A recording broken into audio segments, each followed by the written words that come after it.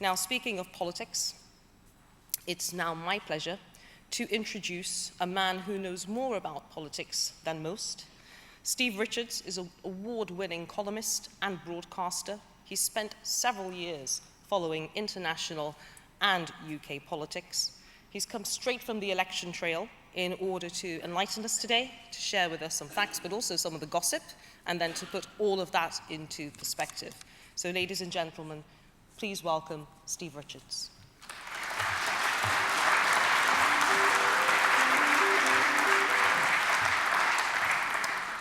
Thank you very much indeed. Thank you all for coming at such an early hour. If it's okay with all of you, I'll talk for about 20 minutes to try and explain what's happening in this bizarre, extraordinary, hard-to-read election. And then we'll have a few minutes for questions. If you haven't got any, we can just carry on. I want to step back a second, if that's okay with you. I've covered many elections, about 500 in my time. And it seems to me that something unruly, something almost rotten, is in the state of British politics. If you look back from 2008 and that financial crash onwards, we've had freakishly in Britain a peacetime coalition in 2010. We don't usually get them. We then had a Conservative Prime Minister unexpectedly winning a tiny overall majority, David Cameron. He was then gone within a year, totally unprecedented departure. A new Prime Minister comes in, and we had, during that period of last summer, two wacky, deranged leadership contests simultaneously taking place. The Labour leadership contest lasted 4 months, and they elected the same leader at the end of it. The Conservative one lasted about 5 minutes, and they elected a new Prime Minister. Strange, strange things happening in British politics. We've had two wild referendums which have reshaped politics, your lives as well. Brexit and the one in Scotland, which led to this astonishing dominance of the SNP. Weird things going on. And then look at the individuals who have kind of navigated this mad landscape. There's David Cameron, now writing a book in a garden shed. I don't know if you've seen his garden shed. And more recently posting erotic photographs of him and his wife in a double bed on their wedding anniversary. I don't know if you saw the photo of their bare feet, but it had a certain erotic charge. What it didn't convey in any way at all was a sense that he was still at the centre of power, which he was just over a year ago. George Osborne now edits a newspaper. 2 years ago, people, Newsnight every day of the week, was saying he would be the next Prime Minister. He commanded the whole of Whitehall. He's not even an MP anymore. Something odd is going on. And now Theresa May, this curious, awkward public figure, this shy public figure, has called an early election. There is something weird, almost Shakespearean, about politics. And when the natural order is broken, a leader unleashes forces beyond his or her control. I'm not quite comparing Theresa May with Macbeth or King Lear, but this happened before once. The last time a Prime Minister called an early election was in February 1974. Ted Heath called it against a leader who many regarded as doomed and hopeless, by that point anyway, Harold Wilson. And Heath, everything went wrong for him in the campaign he called in February 74, and he was out of power. Now, I'm not saying that will happen to Theresa May. All the polls suggest she will be back in, but this campaign has diminished her. And I think one of the reasons for that is, as I said just now, very unusually for British politics, she is shy. Most British Prime Ministers love the theatre of politics. They love the stage. Margaret Thatcher was, amongst many other things, an actress. If she was standing here, would have relished it. Tony Blair was an actor. He could have performed Hamlet or Bedroom Farce and been at ease with either challenges. And David Cameron sort of copied Tony Blair, was fascinated by the game of politics, the theatre of politics, and he almost imitated Blair. I remember once when Cameron was on holiday when he was Prime Minister, and he did that photograph of drinking an espresso in a cafe, and he had a blue denim shirt on with Samantha next to him. In that photo, not naked as she was the other day on Instagram. And I happened to be having a coffee with Blair that morning when this paper came, and the photo was there. And Blair looked at Cameron and said, "He's even stolen my shirt. I mean, he's copying me." Because Blair used to also always wear a blue denim shirt when he was on holiday being photographed. So we have these performers. And now we have someone who is so incapable of public performance. When she was interviewed on the One show, I don't know if any of you saw it, but it was the softest interview in the history of British television, and it looked as if she was being interrogated by the Gestapo. She was so pained and anguished. And of course, for her, this is a new experience. And I think part of the trauma has been discovering she doesn't like public campaigning. She hasn't done very much. She famously kept a very low profile in the referendum campaign. She was known, I think, as Submarine May by David Cameron's team because she was never in public view. She didn't really play a prominent part in the 2015 general election campaign or the 2010. And now she has decided to call this general election and face the cameras. And the other ironic twist is her advisor, Linton Crosby, has said, "Make this about you." So when she launched her manifesto, she paraded it on a stage like this with her cabinet in front, paying homage as my manifesto. And she was clearly uneasy about it because, to give her credit, she's not a show-off, she's not an egotist, but this was framed around her. And it was almost doomed to go wrong. And this is what happens when you break the natural order of things. What you expect to happen, the opposite almost always happens. So we have Jeremy Corbyn, who, when the campaign began, many expected the whole thing to implode completely. It is a fragile campaign that appears rather robust. It's based on a sort of optical illusion. There are about only 4 national figures campaigning in the media on behalf of Labour. Jeremy Corbyn himself, who is a good interviewee and loves campaigning. He's fought about 8 leadership contests in the last 2 years. He's used to it. And John McDonnell, he's spent his whole life campaigning. And then this curious figure, who I'd never heard of before, to be honest, called Barry Gardiner, who they put up virtually 8 times a day on the Today programme, the Daily Politics. He is now more prominent than Bruce Forsyth at his peak on the BBC. But very few. It's one I keep on hearing, oh, the Labour campaign, is it like 1983? That 1983 campaign under Michael Foot, the entire shadow cabinet were out campaigning on the media. This is a small number. But there's no doubt at all that Corbyn has fought a better campaign than many anticipated.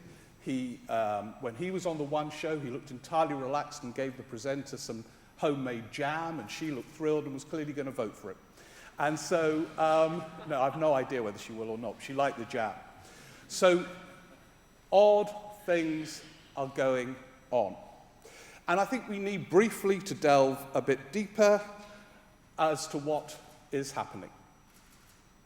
Let's take last summer as one example.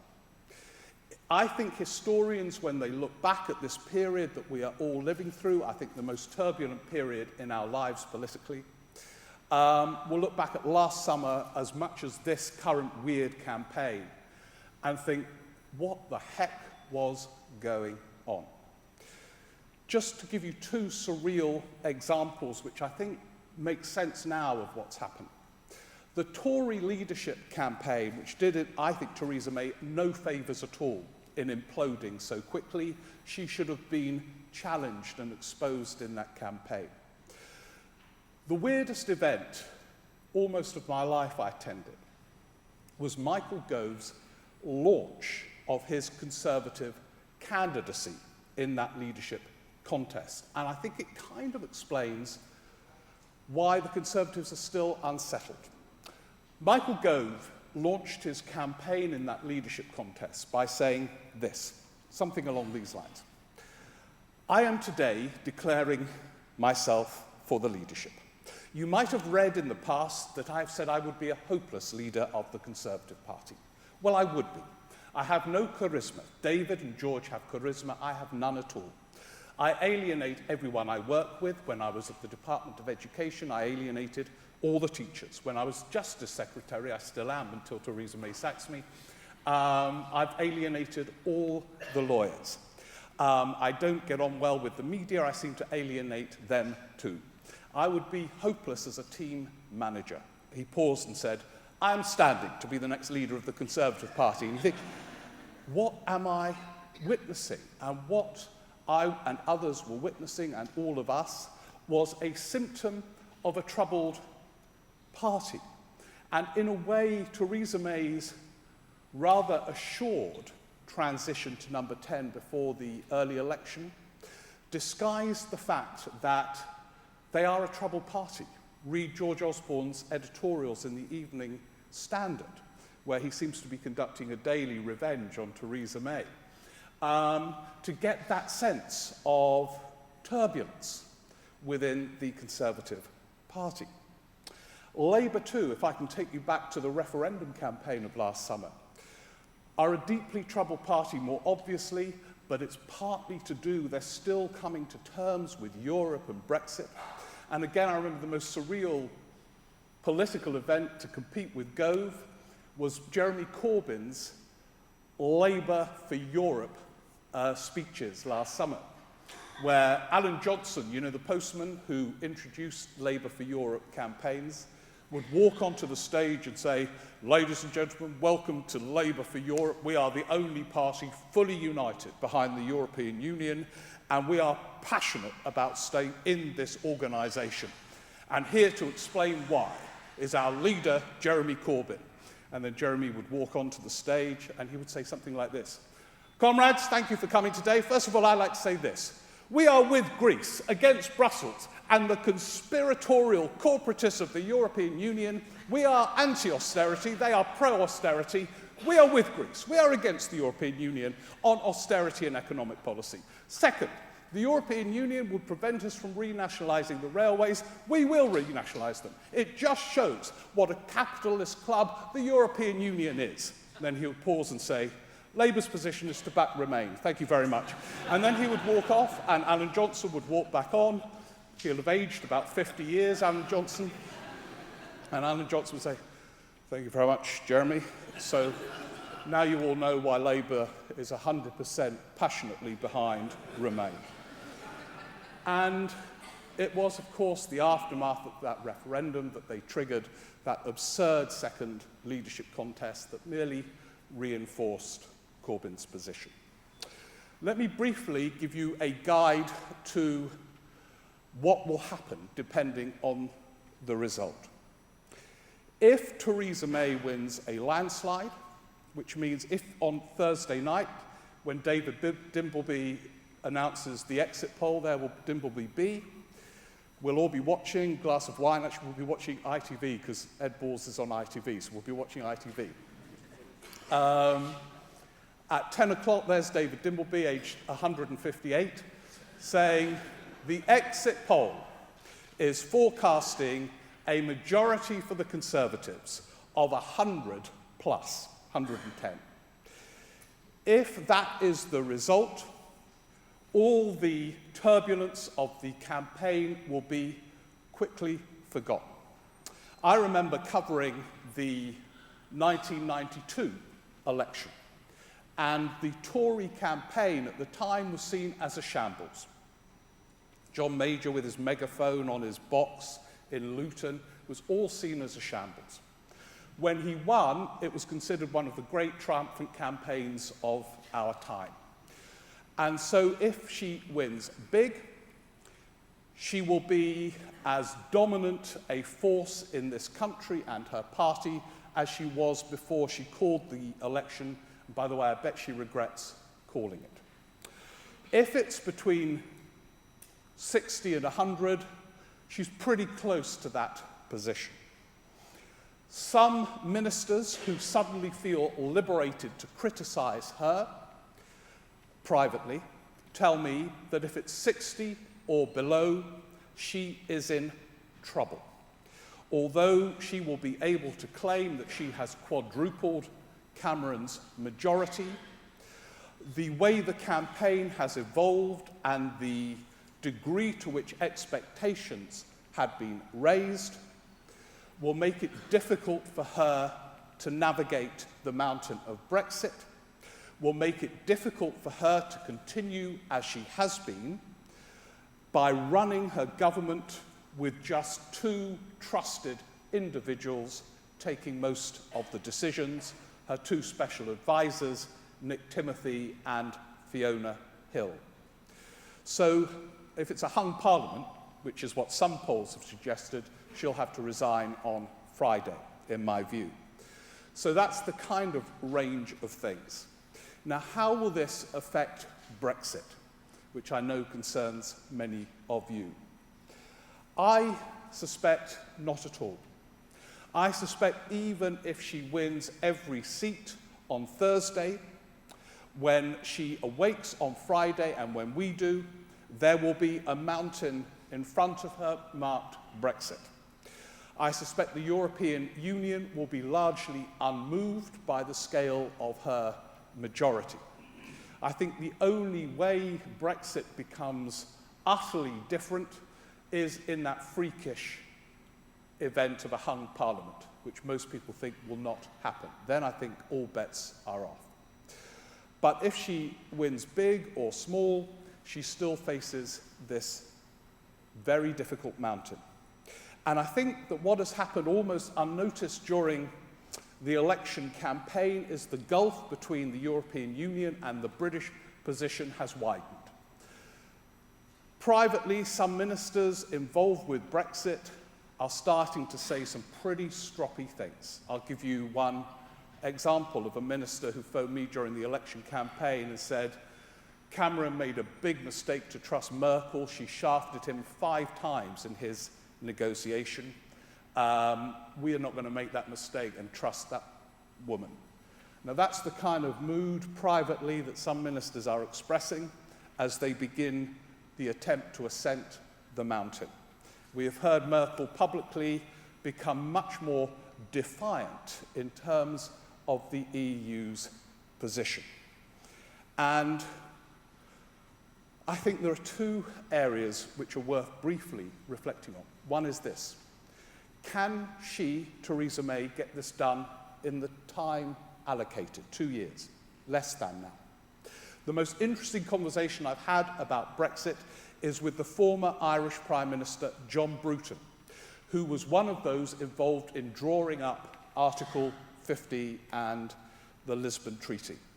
And he said when it came to framing Article 50, the architect sat there and said, how do we frame Article 50 to make it impossible for a member country to even think of leaving the European Union? And one of the things he said they did to me, he said this, was to put a 2-year time limit on the negotiation out because they thought it would be physically impossible to do it within 2 years. He is still, by the way, of that view. So clearly, the British government is clearing the ground for what they call now the implementation phase, the transitional phase. Now, what I'm sure about, and this will affect all of you, is that if there is a so-called implementation phase after March 2019, the European Union will insist, and there will be no negotiation about this, that freedom of movement and all the other EU-related principles will still apply to the United Kingdom in any transitional phase. So it is possible, indeed likely, that all the things that concern you, they will still be current beyond March 2019.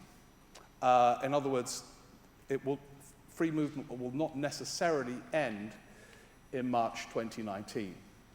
Whether, as she hopes, she will be able to get sector-by-sector deals on free movement in the longer term, I have big doubts about. Finally, the prospects for her. I think she will be almost swallowed alive by Brexit. I remember, like Blair, Cameron used to have we journalists in for coffee all the time when he was Prime Minister, kind of for therapy, I think. And I saw Cameron about January of last year, and he was then in the midst of his rather puny renegotiation with the rest of the European Union. And he looked exhausted. He hadn't dyed his hair that morning, and he was grey, and he was flabby because he hadn't had time to go jogging in Green Park and Hyde Park, which he did each day. He had just got back from negotiating in Poland. That evening, he was flying out to the Czech Republic to negotiate there. Merkel had warned him that she couldn't deliver, that these Eastern European countries, he'd have to do it on his own. And he was knackered. And that was just to try and get his silly little renegotiation through the European Union. Multiply by 1,000 the task facing Theresa May. She will be in the Czech Republic, Warsaw, but not just sort of doing this silly little, could I say something about in-work benefits, the Cameron negotiation? She will be out there with this titanic range of issues to resolve. And then she has to bring them back to a parliamentary party of whatever size, which foams at the mouth if you just mention the word Europe, with either excitement or fear or hope. And she now partly is trapped by some of her newspapers who are portraying her as the Margaret Thatcher of our age and is expecting her to be really tough in these negotiations when I think she knows she will have to compromise. So I think we're in for an extraordinary period. We are already living through one, and for sure it will carry on from Thursday onwards. Thank you for listening. Thank you.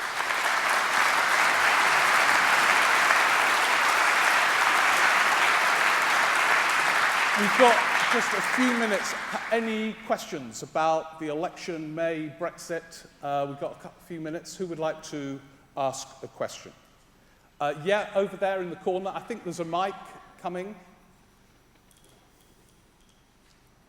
Hi there. If you were looking into your crystal ball in maybe 5 years' time from now, do you have a sense of what the outcome of all of this will be? You mean Brexit? Brexit, yeah. I veer on the sort of pessimistic side, I'm afraid. I think this is going to be really tough. I think it will be deeply destabilizing. I think it will become destabilizing and tough very quickly. From what I can gather, the first big clash will be this summer, when, as you know, the European Union are going to demand the payment for Brexit first and then sequence the negotiation about what follows, whereas the UK is adamant they want the two to run in parallel. Now, no doubt they'll get through that one because no one can afford the talks to end this summer, but they're going to get difficult quickly. And people won't know, and I know you're all in this position as well, what the outcome is going to be.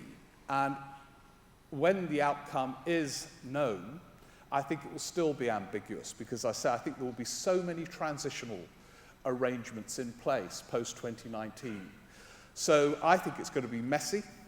I think it will be politically difficult for her to keep her MPs happy. The more ardent Eurosceptics are quite happy if she walks away with no deal. I don't think she wants that. I don't think David Davis wants that. So I'm of the pessimistic wing in this argument, but I will balance it by saying there are many who think it's the most exciting opportunity Britain has had for decades, that there will be different trade arrangements, that they will be able to sort out, for example, your concerns about demand for labour by getting sector-by-sector deals. Let's see, but I'm on the sort of the more pessimistic side.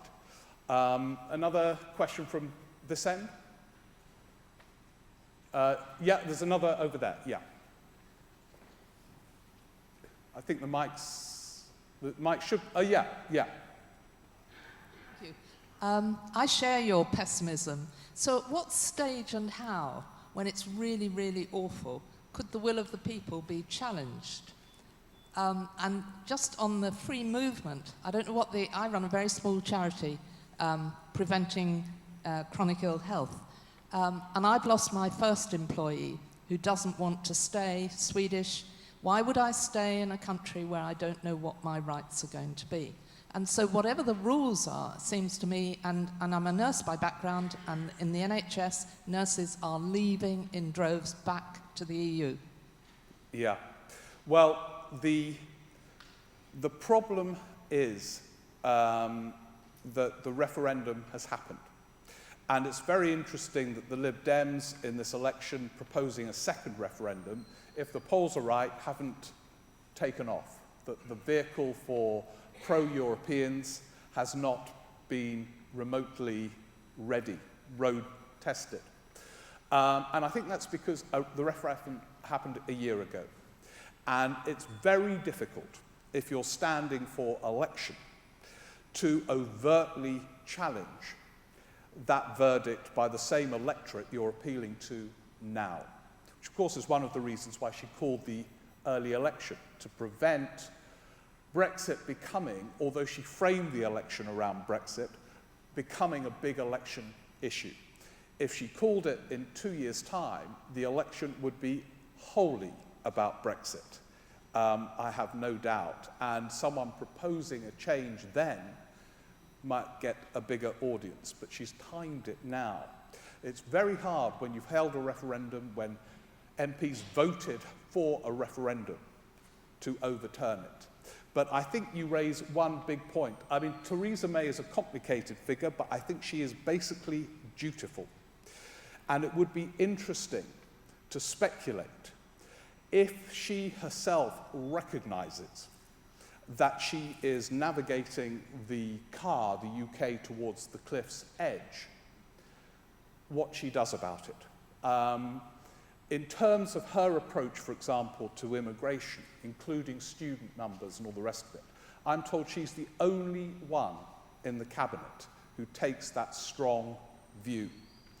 Now, will the cabinet turn? Will she be weakened by this campaign? So there are kind of wild cards in this drama. But if I had to guess, I don't think there will be a second referendum. We've got time for one more question. Let's go to the front. In terms of polarisation of British politics, we had a coalition up until a few years ago, never had one before. Yeah.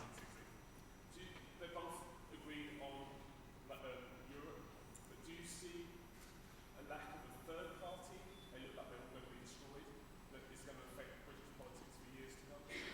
Yeah, will the lack of a third party affect British politics for years to come? This, in some ways, has been a kind of change election, I think. I think whatever happens next will have been partly shaped by this campaign and for all the parties. And clearly, if the polls are right and the Liberal Democrats do worse, possibly, than last time, they will be hugely, near fatally traumatised. They had high hopes at the beginning of this election of considerably increasing the number of seats. If that doesn't happen, we are, in some senses, perhaps fleetingly, returning to a more familiar two-party politics. and that will have a huge impact. There will always be space for a third party. I think UKIP are in terminal decline. I mean, there's a limit to how many leadership contests you can have in the space of 3 months and still seem remotely credible, and half the candidates are in hospital and all the rest of it. I mean, there's a point where it becomes absurd, fatally absurd. There will be always space for a protest vote, but one of the odd, unpredictable elements of this early election is it seems to have reaffirmed a two-party system. In Scotland, of course, it's different. There you have probably SNP versus Conservatives. Here, it's been Conservative Labour. And at the moment, the Lib Dems and others are struggling to navigate this wild, unruly world of politics. Someone who has, thank you very much for your questions and for listening. Someone who